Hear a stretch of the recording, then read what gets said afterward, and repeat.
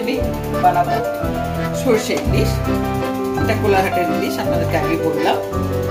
প্রত্যেকটাতে ডিম রয়েছে, প্রত্যেকটা পিসে। আর তার সঙ্গে আমি ইনগ্রিডিয়েন্টস নিয়েছি কাঁচা লঙ্কা কেটে নিয়েছি মাঝখানে, কালো জিরা, লঙ্কা বাটা, হলুদ, নুন আর তেল। তার সঙ্গে নিয়েছি সরষে বাটা। এটা আমি সাদা সরষে বাটা নিয়েছি। মাছগুলোতে আমি প্রথমে নুনটা মাখিয়ে দেবো।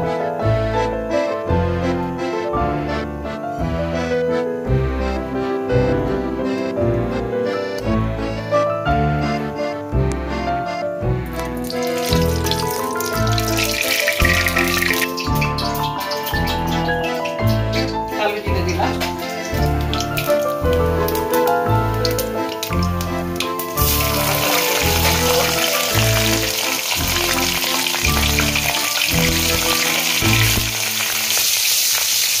এবার একটু জল দেবো।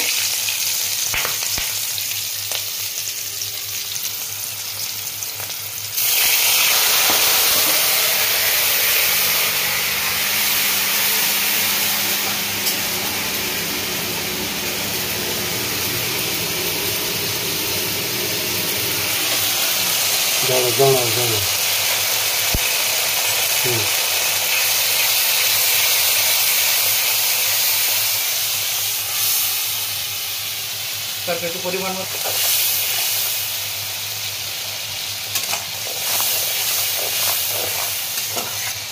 এরপরে আমি সরষে বাটা দিচ্ছি। সরষে বাটাটা আমি তেলে ভাজবো না, যে কোনো সরষে তেলে ভাজলে তেতো হয়ে যায়।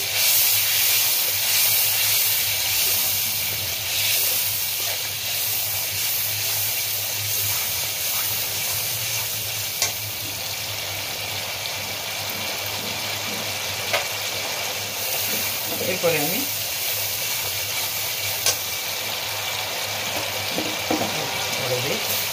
মাছগুলো নিচ্ছি।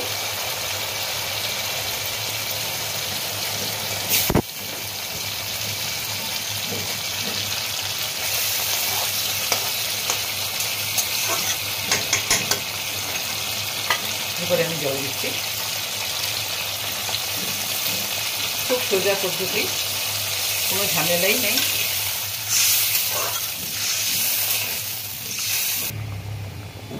ঢাকাটা একটু দিয়ে দিচ্ছি, ঢাকাটা খুলছি। তরকারিটা আমার হয়ে এসছে। একটু কাঁচা সরষের তেল উপর দিয়ে ছড়িয়ে দেবো।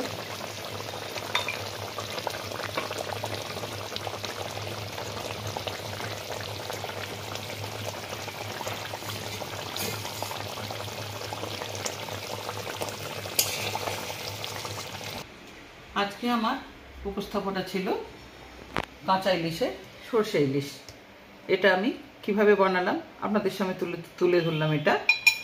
আর এটা দেখুন ডিম ভর্তি, ডিমগুলো সব ইনট্যাক্ট আছে। খাওয়ার সময় ভাতে করলে খুবই ভালো লাগবে। তো আজ এই পর্যন্ত। আশা করি আপনাদের এটা ভালো লেগেছে। যদি ভালো লেগে থাকে অবশ্যই আমাকে কমেন্ট করে জানাবেন।